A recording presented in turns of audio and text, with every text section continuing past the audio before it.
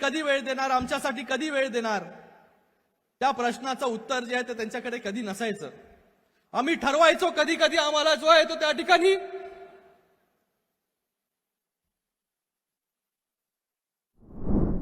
मला आठवतं की शिंदे साहेब कधी त्यांना माहिती नव्हतं मी कुठल्या इतिहास शिकतोय, कुठल्या शाळेत आहे, कितवीत मी गेलो, पास होतोय फेल होतोय. खरं सांगतोय जे काय ते या ठिकाणी खरं सांगण्याचं काम मी या ठिकाणी करतोय.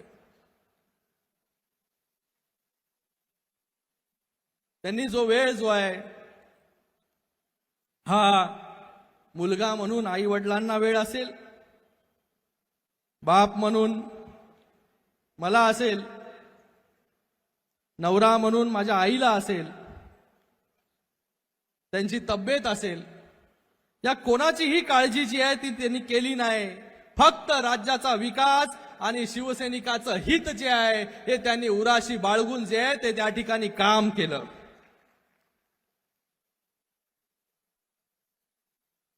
खरं तर जेव्हा वेगवेगळ्या आम्ही कार्यक्रमामध्ये जातो, कौटुंबिक कार्यक्रम, तिथे परिवाराचे इंटरव्ह्यू वगैरे असतात, दिवाळी आली की होतात राजकीय पुढाऱ्यांचे इंटरव्ह्यू वगैरे, तेव्हा मला त्याच्यामध्ये पहिलाच प्रश्न असतो, शिंदे साहेबांबरोबरची अशी चांगली एक आठवण सांगा. पण मी तुम्हाला आज सांगतो की शिंदे साहेबांना मी जे पाहिलं हे फक्त आणि फक्त शिवसैनिकांमध्ये पाहिलं. मला एकही आठवण जी आहे ती लहानपणाची आठवत नाही की शिंदे साहेबांनी जे आहे माझ्या बरोबर जे आहे हे चांगले क्षण जे आहे ते त्या ठिकाणी व्यतीत केले असतील. कारण की सतत लोकांसाठी आम्ही नेहमी पहिलं खूप त्यांना कंप्लेंट करायचो, अरे आमच्यासाठी कधी वेळ देणार, आमच्यासाठी कधी वेळ देणार. त्या प्रश्नाचं उत्तर जे आहे ते त्यांच्याकडे कधी नसायचं. आम्ही ठरवायचो कधी कधी आम्हाला जो आहे तो त्या ठिकाणी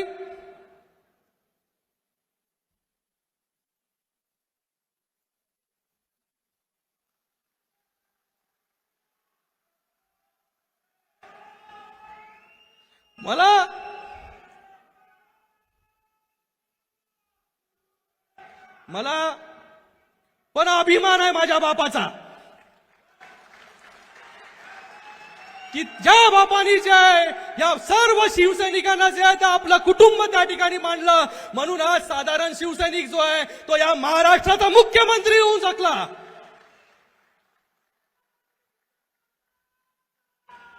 आणि आज भरपूर लोक जे आहे हा माझा बाप चोरला, बाप चोरला, बाप चोरला.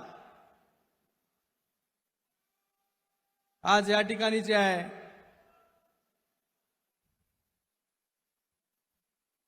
बाप चोरला, रोज उठलं की बाप चोरला. आज बाळासाहेब ठाकरे, हिंदू हृदय सम्राट बाळासाहेब ठाकरे जे आहेत हे कुठल्या एकाची प्रायव्हेट प्रॉपर्टी नाही, हे सगळ्यांचे जे आहे. फक्त एकच बाप जो आहे हा या महाराष्ट्रामध्ये होऊन गेला ते आहे हिंदू हृदय सम्राट स्वर्गीय बाळासाहेब ठाकरे. आज या बापामुळे जे आहे ते आपण हे सगळे दिवस जे आहेत या ठिकाणी पाहतोय. आज त्याच बापाच्या आशीर्वादामुळे जे आहे हे शिंदे साहेब त्या ठिकाणी मुख्यमंत्री म्हणून विराजमान झाले.